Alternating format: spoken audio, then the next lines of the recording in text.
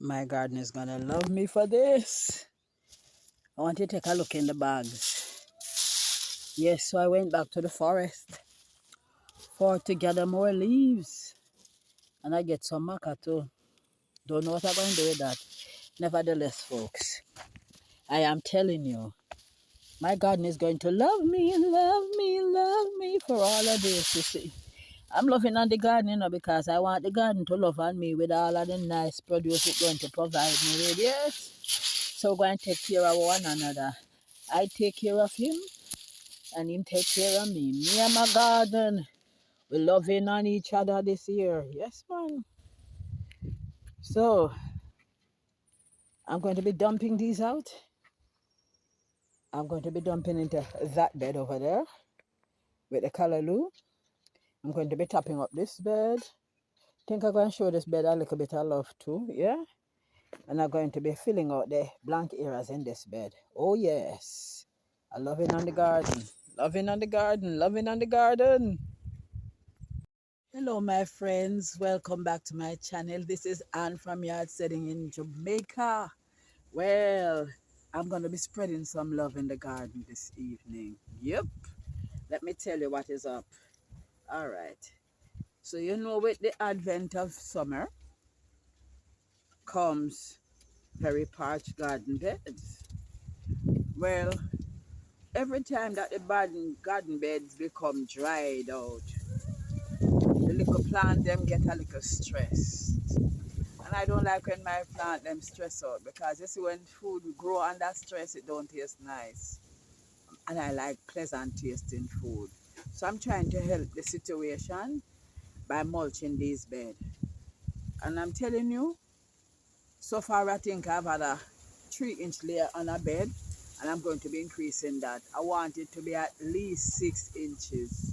But just so that everybody gets a bit of coverage, if it's 3 inches I can put now until I gather the rest of the material to make it 6 inches, then 3 inches it is. Because something is better than nothing. So I think this bag will suffice this bed. So what I'll do, I'll spread it in an area where we don't have a lot of anything growing. I'll put it out in there and then just spread it around some. Yeah.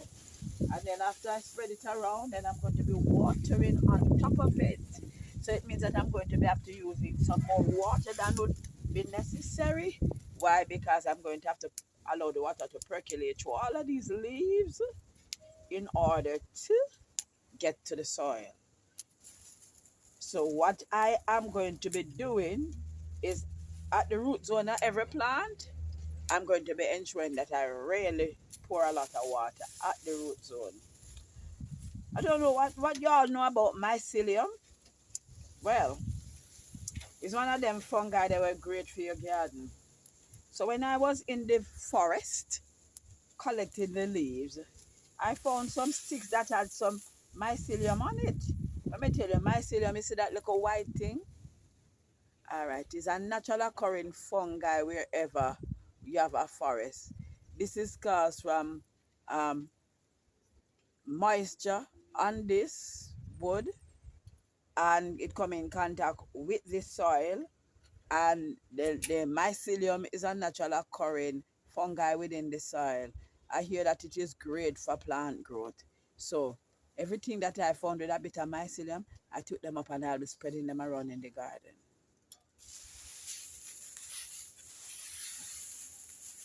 I probably should put on a gloves for this, because I just find a giant maca. If that did ever juke me, wouldn't be a lovely thing at all today. So let me go down and go. I got glove, I got glove. I'm going to put on the coarsest of the gloves that I have. No little soft glove. This is a construction glove for this process. Yes, so this is way thicker than the one I normally use. So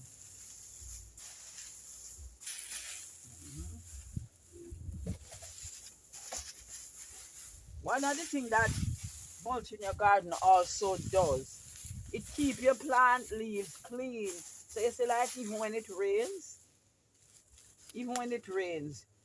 you don't have the soil splashing up on the leaves because the grass or whatever you have as a mulch kind of acts as a protective barrier between the soil and your plant. So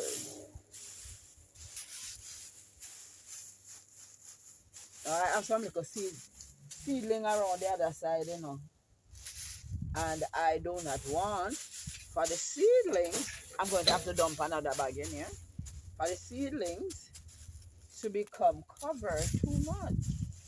So,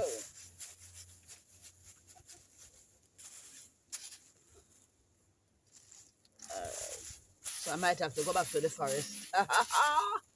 No, not this evening though. Not this evening. Because what I thought would have been more in this bag is not as much as I thought it was. But I have two more bags. So I'm going to be dumping a half of another bag in this bed. And then I'll top up back this bed right here. So if it means that I can only do this and this bed today, wow, I would have accomplished something.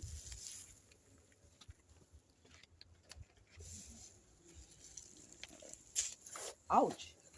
I know if I show some kind of this because one just stabbed me right in my knee. Can you imagine that?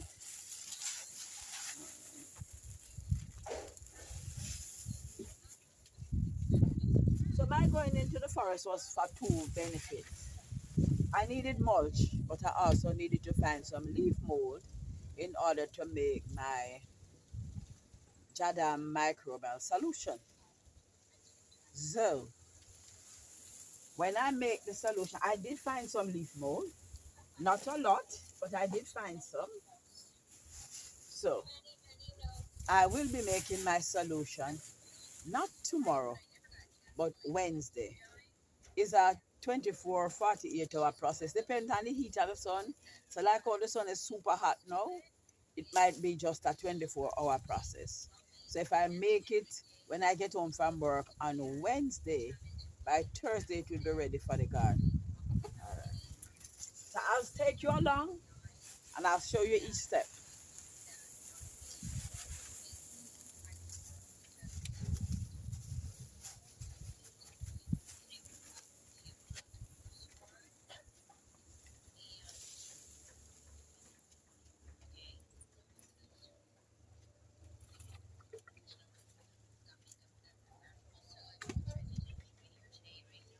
Oh, you need to come.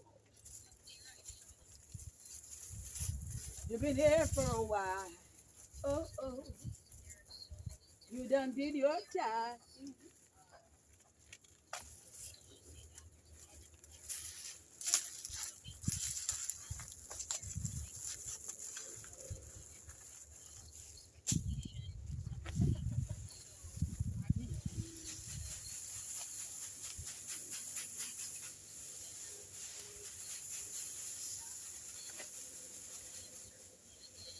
I've got a seed in the ground, and it's blessing. This is my season for grace, for favor. Yeah.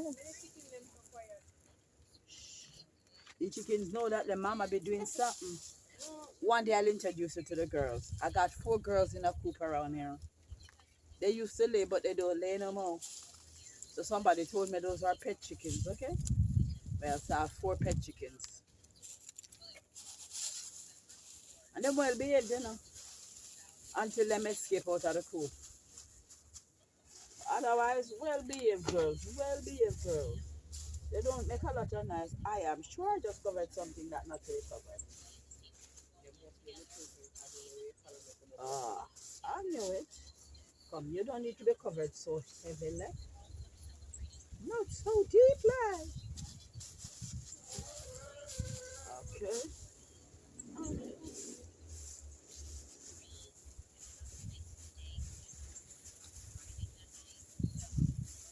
I must remember at all times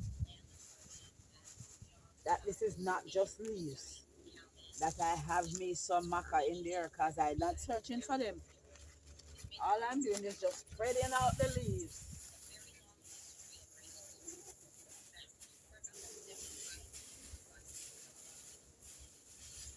Mulch the bed, mulch the bed.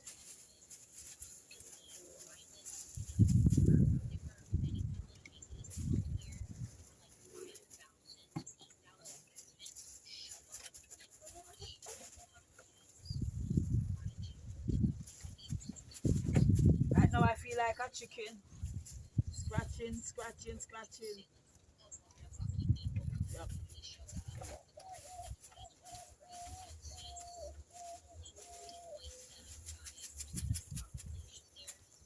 Alright.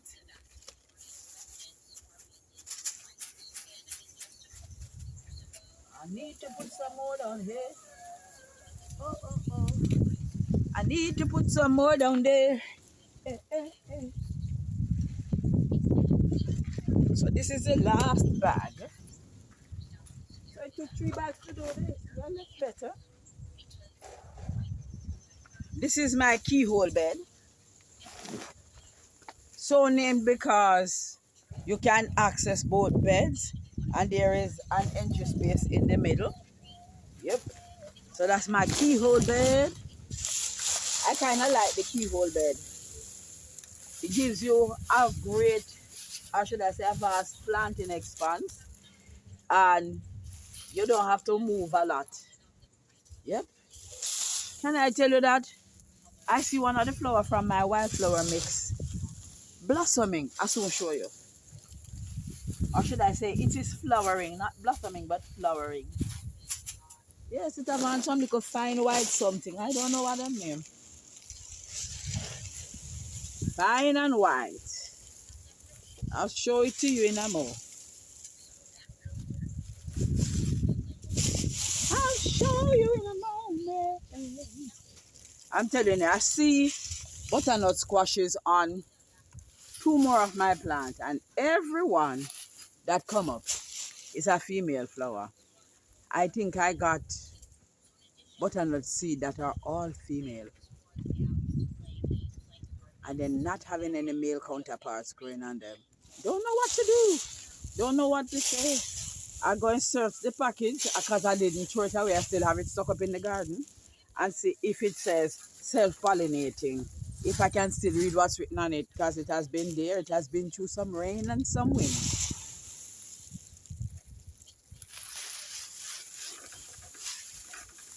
Yep,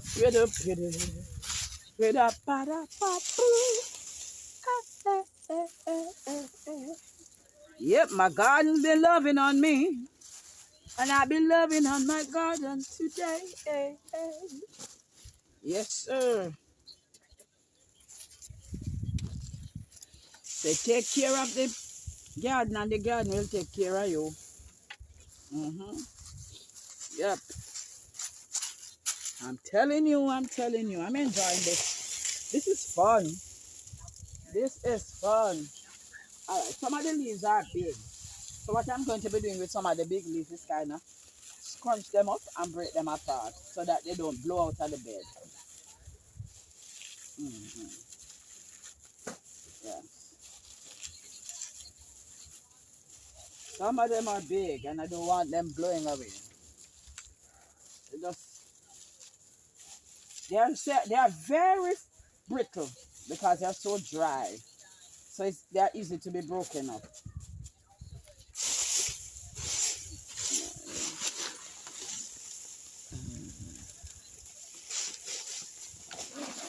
I'm going to try and go to the bottom and take the smaller leaves. As I prefer the smaller leaves to work with. It's less work that. I'll just dump this in the bed with the squash. What's left in the bag afterwards. Yep.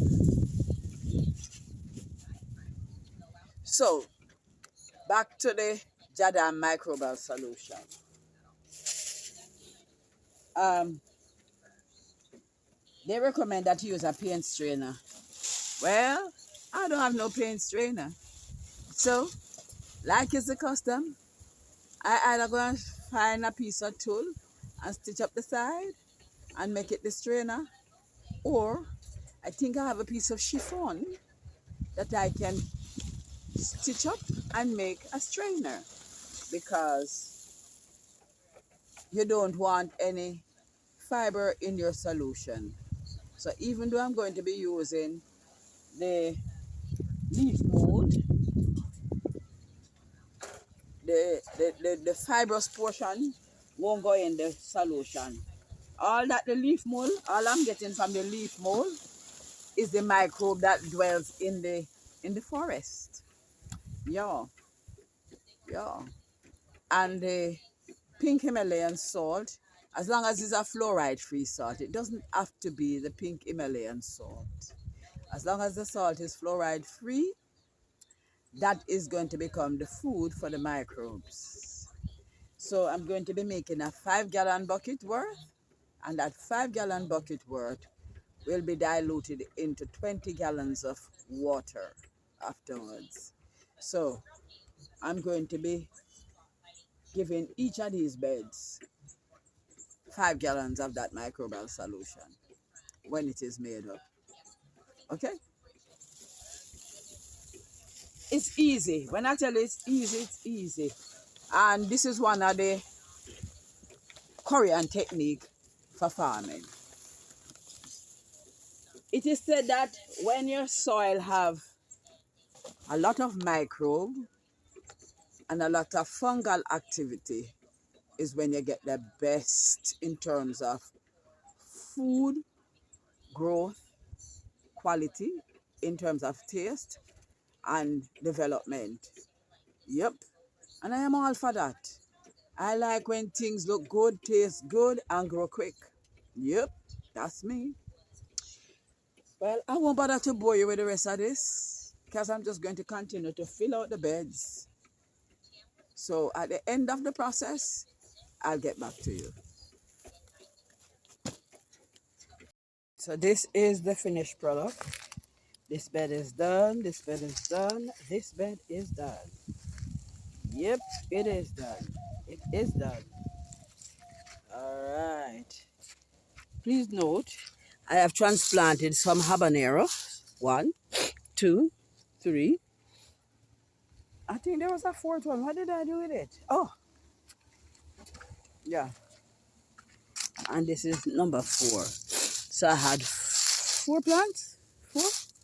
Yeah, I think I have 2 small ones. 2 very small ones that I didn't. And I transplanted these this morning. The difference is when you transplant and this, you keep all of the soil that they were in on the bottom of the plant, I think they have a better survival rate. Yep, they do. They do. Because this morning I also transplanted my eggplant. That's one. Eggplant number 2. Don't ask me why that one is wilting, because it got the same treatment this one got, and that is not wilted. All right. Well, what do you know? I found a butternut that has male flower on it, but not a single one is open. Look, all of those are male flowers coming up, but none of them is open. So I don't understand this. Normally, the plant put out the male flower and then the female flower. But on the plant, oh, this one have a male flower now too. See it there? That's a male flower and it don't reach nowhere yet. So I'm praying that one of those will open up quickly so that I can use it to pollinate this one and to pollinate. Where did I see squashy again? And to pollinate that one.